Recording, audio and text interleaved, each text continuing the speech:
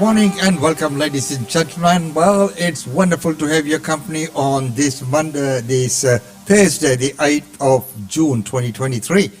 The weather in Brisbane, 15 degrees and mostly sunny at this point in time, but it is not very, very bright. It is sunny and it's not cloudy, it is just a slight overcast, I would say. At this point in time, I'm loving it, 15 degrees. And how have you all been? It's wonderful to see you all back. Well, right now to what we have for you today with the daily news update, and then we will look at our functions and events taking place. And once again, welcome to the show. Let's go to our news in brief first. Providers are welcoming the federal government's move to consider all options for funding the huge rise in demand expected from baby boomers in coming years. Aged Care Minister Annika Wells has announced a task force to look at whether Australia should introduce a levy on taxpayers or make wealthier users of the system pay more. $30 billion is expected to be spent on aged care this financial year, reaching $42 billion by mid-2027. Evacuations are continuing after a major dam was destroyed in the Kherson region in southern Ukraine, triggering major flooding in the region.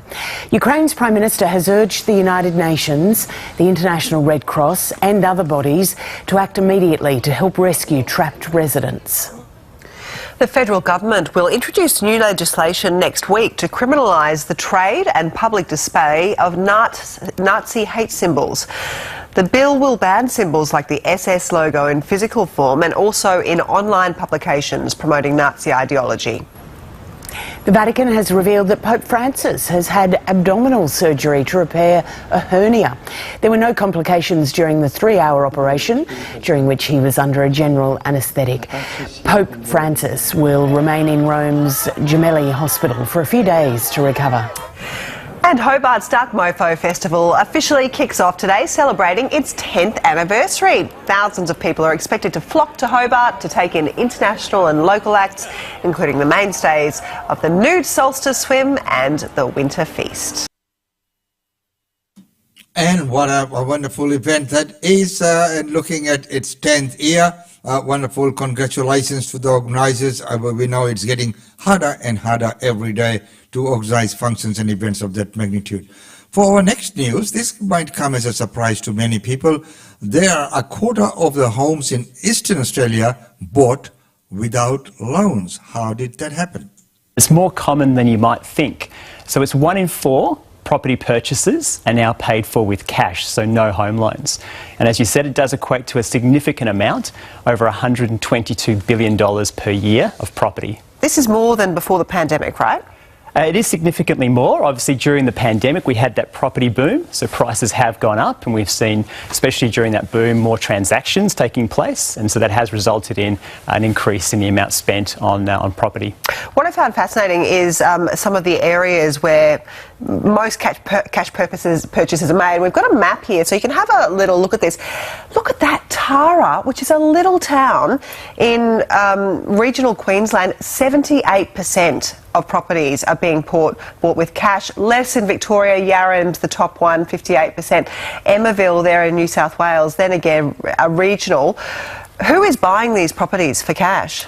Well, that's right. So when we looked at where these properties were being bought, it did skew to regional areas. And if you look at those areas, they do have higher average ages and less folks who are participating in the workforce. So it is generally downsizers or retirees looking for that green change or sea change. So they've sold the family home, maybe the kids have moved out, and they're using the proceeds of that sale to fund their next purchase. What was really fascinating, though, was when we looked at the areas where the most money was being spent on cash purchases, the urban centres dominated. So the 2 postcodes that topped the country, or at least the eastern states, were actually in the Gold Coast, so Broadbeach and Surfers Paradise. And in those 2 areas alone, last year over $2.5 billion worth of property was bought with cash, so significant amounts. And the average amount, we've got a table here of the average amount of cash purchases that are made. So in New South Wales, they're significant. Victoria, 720,000, Queensland, nearly 600,000. That is a lot of money. Those are big amounts of cash to be holding. What are the implications of this data when we're looking at increasing interest rate rises? Well, obviously these folks are immune to interest rate rises because they're buying their property with cash, so they don't have a home loan. And it does point to an intergenerational gap when it comes to property. So when we look at younger borrowers, they've probably bought property more recently, but property prices are quite high. They've taken out a large loan to fund that purchase, and they're very sensitive to interest rate rises. In fact, they would have seen their monthly repayments rise dramatically. So they are feeling the pain, as well as broader cost of living pressures. But of course, older Australians who are in the situation where they may have paid off their home loan don't feel that pain. And what a wonderful report. And yes, there are many people who have bought properties outright cash. And many have been migrant community as well. So there has been, people who have brought money from overseas and they've invested into properties. It would be hard for them to just work here and enough money just to buy a house. So because the house is very, very expensive right here in Australia, the property prices. But looking at that, and I must say, the joy of buying a house outright cash, not having to go to the horrendous paperwork that it takes to get the home loans and all the other paraphernalia that goes with it. We've got a very small property which we did. I know most of our properties have loans on them, and we've gone through that, the lending process and filling in those criteria. But one little one we put out, and I must say, it was such a wonderful feeling. And right as he mentioned in the report, you are then immune to interest rate rises or falls. So there you are, ladies and gentlemen, up and down. I thought that was a very, very interesting report for today. Next up, we're looking at aged care. We're also looking at child care. But in this particular one, I'm saying that we'd also look at child care facilities as well. But aged care, and day by day, it's getting harder and harder, and it's getting costlier. So the cost is horrendous. What is it going to do? Is there going to be a levy? How do we manage that? Let's join this session where Annika Wells, our own Queenslander, is explaining. A minister warning of a costly generational crunch. The baby boomers are coming. Annika Wells flagging a necessary shake-up in the way Australians pay for aged care. We are going to need a fair and equitable system to meet the needs of baby boomers. And a gentle smackdown of the post-war generation who've benefited from cheap housing, free tertiary education and the first flourish of Medicare and superannuation. Who, with their numbers and their determination to solve problems, have shaken every single system they have ever come across. Within a decade, those baby boomers will outnumber people under 18. The final report of the Royal Commission into Aged Care couldn't agree on a funding mechanism. One commissioner recommended a 1% Medicare-style levy on workers. The other, an aged care-specific levy worked out by the Productivity Commission. The Minister for Aged Care asking a new task force to find consensus. I would have thought that recommendations from the two commissioners would be something for the task force to consider. The Minister's refusal today to rule out a tax on aged care is very concerning. When we survey members, they say, look, I'm prepared to pay more if I know that the money's going to go to care. The aged care sector's previously warned of a near $50 billion funding shortfall by 2030 because of the ageing population. Forcing wealthy older Australians to pay more for services or introducing an across-the-board levy are two options already well ventilated. But they both require political courage. Andrew Probyn, ABC News, Canberra. And as I mentioned before, that is one sector where funding needs to be placed, and the minister did not clearly define what was going to happen there. Now for the next report, we go over to textile, and Australian fashion retailers put on a beautiful show made out of, wait for it, here's the report.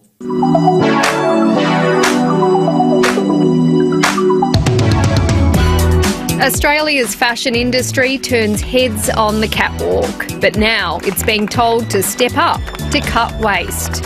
Industry icons are calling for change. It's a problem that we've all been aware of, and only together can we solve it. Each year, more than 200,000 tonnes of clothing is being dumped on charities, and the same again is ending up in landfill. Just 2% is being recycled. Textile recyclers can't take much more. Some of the clothing that's coming into this warehouse is brand new. It still has its tags on it. Some of it will be shredded up for inside couches and mattresses. It's the unglamorous side of consumption. It's just too much.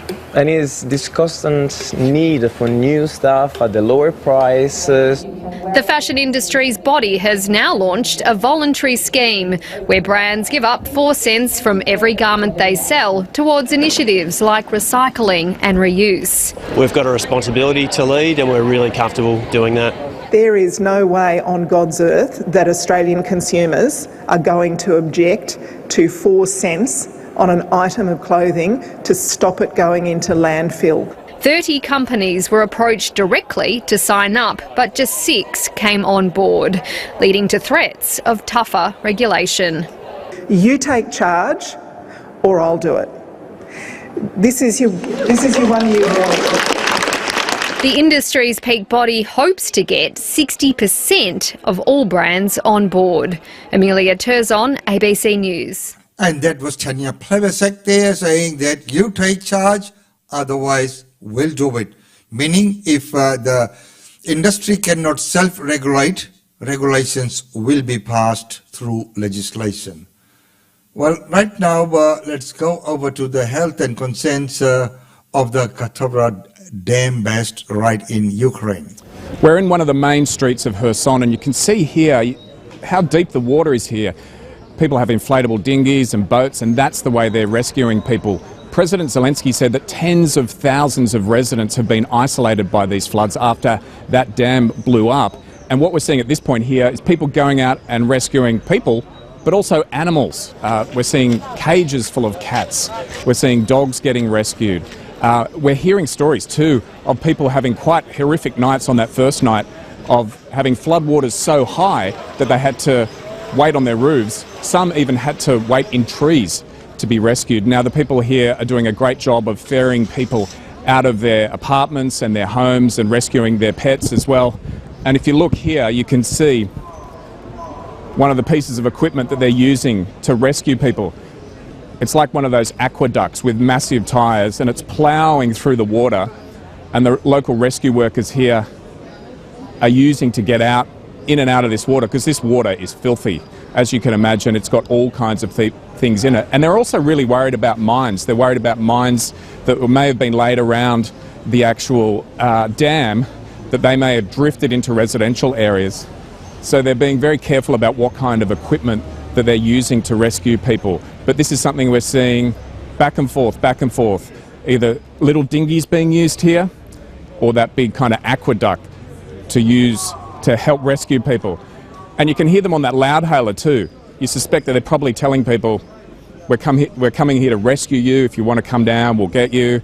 They're probably putting the call out to people who might be a bit old, might be a bit sick, that they'll go in there and they'll get them out. And wishing them all the best, in that circumstances. And as the call has been put out that to UN that the help is needed, and it is needed now. Well, right now for our next report, let's go locally once again, looking at the interest rate hike which we saw on the Tuesday afternoon.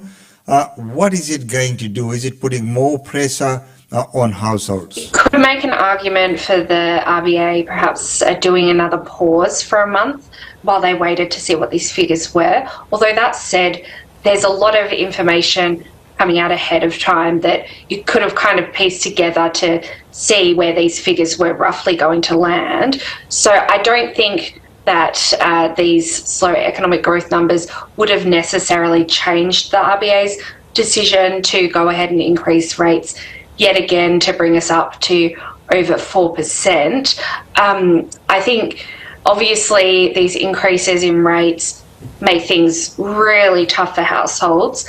The RBA, though, is arguing that not doing this and not pushing rates down is going to make things even harder. So the longer the inflation lasts, the harder things do get for households.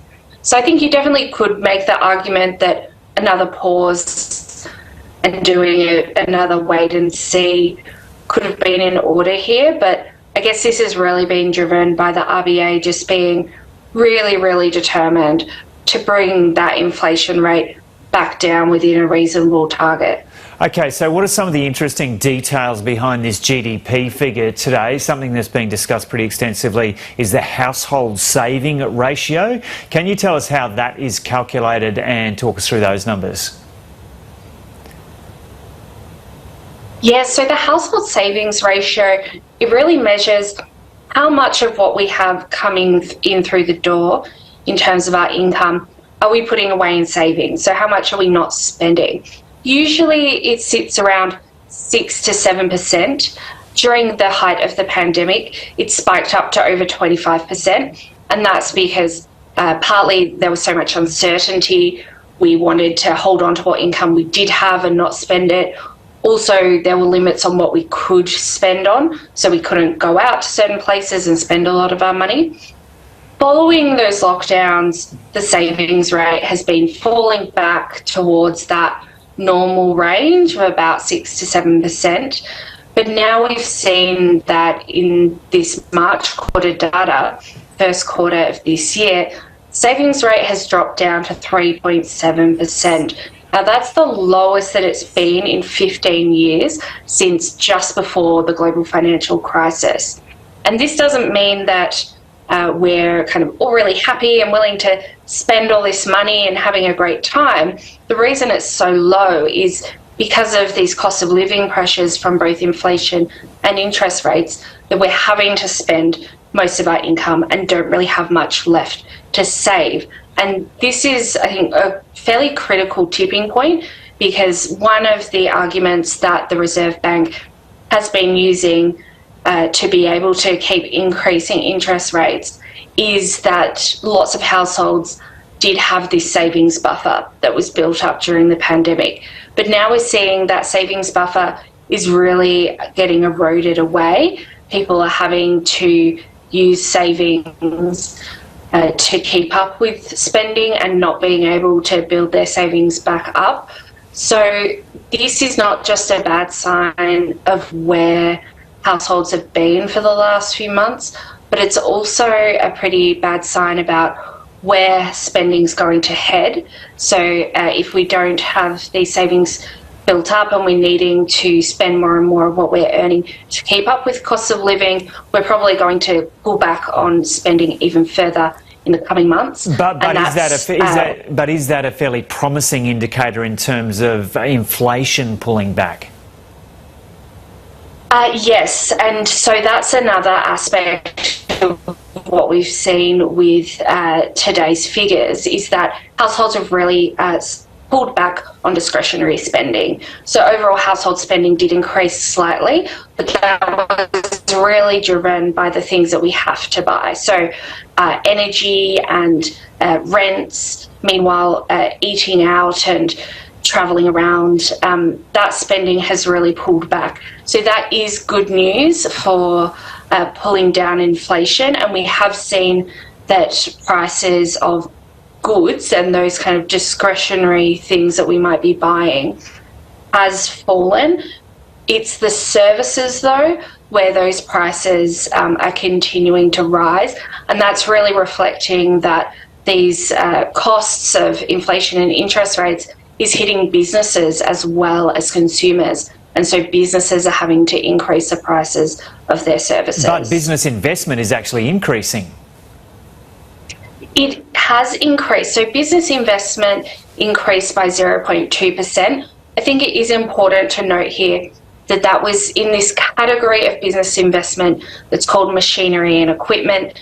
That could be anything from cars to computers, sort of tangible goods. What didn't increase was business investment in buildings or in infrastructure, in like really large scale, I guess, where the bigger value is. So it's easier for businesses to, I guess, move up and down and be a bit more volatile with this investment in this machinery and equipment category. And while it's positive and it's helped keep this quarter's GDP figures in positive territory, I wouldn't necessarily see that as something that's guaranteed to be sticking around long term and keeping the economy afloat moving forward. So there you are. There's the consequences of the interest rate rise, which is combating or supposed to combat the inflation. Inflation is the monster, and this interest rate rise is the tool that is at the government's disposal. Well, so there you are, ladies and gentlemen, up to date on Australian Indian Radio now. We're getting closer to that big referendum on yes or no, and for the boys, what's your say? We'll get few people in here in the studio to talk about, from both sides to see. We need to hear from both sides to see what, why should we go for it, and if someone's saying no, what are the reasons for saying no? But here's a look at what's happening inside the indigenous communities.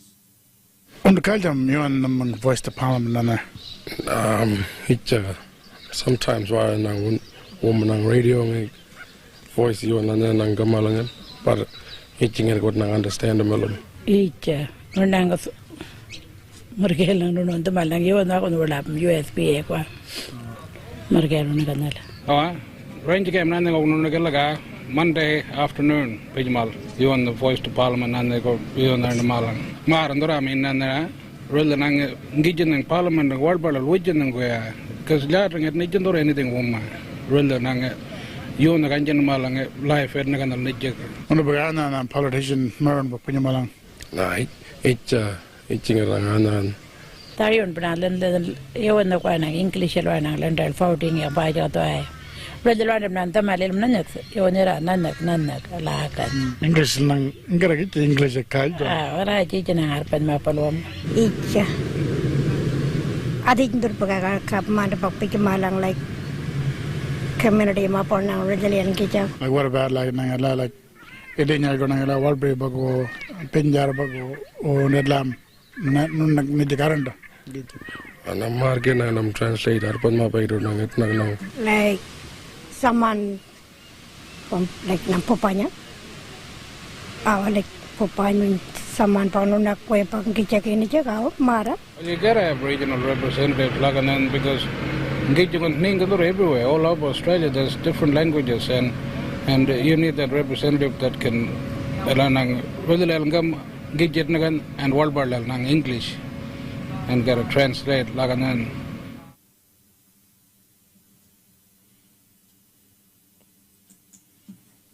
So there you are, ladies and gentlemen, who would be the reps and whatever. That is a bit of a concern because within the indigenous community there's so many different dialects and they'll need to find someone who is well connected with all of those and who can either speak or understand all of those dialects as well, because it's all about preserving that culture, that language. And of course, the challenge there, it's not just one language. Tribe to tribe, area to area, the lingo differs. So that is a bit of a challenge. And of course, their concern is if you have the voice, who is going to be their representative? And like some people chosen from a region might not reflect the true sentiments of another region. So these are some of the genuine concerns out there. But we'll keep an eye, and as I mentioned, we'll bring some other people on as well to discuss about what's actually happening out there. Well, ladies and gentlemen, right now it's time to look at some of the functions and events taking place.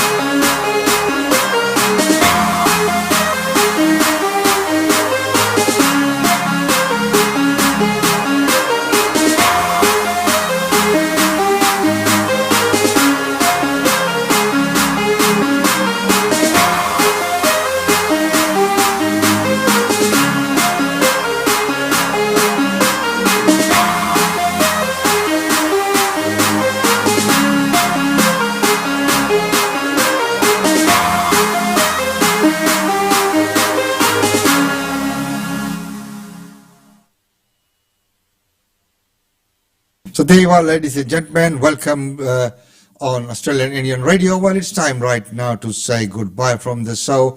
It's been wonderful having your company as usual. With this, we'd like to say goodbye and looking forward to catching up with you all in the next show. Until then, see you then.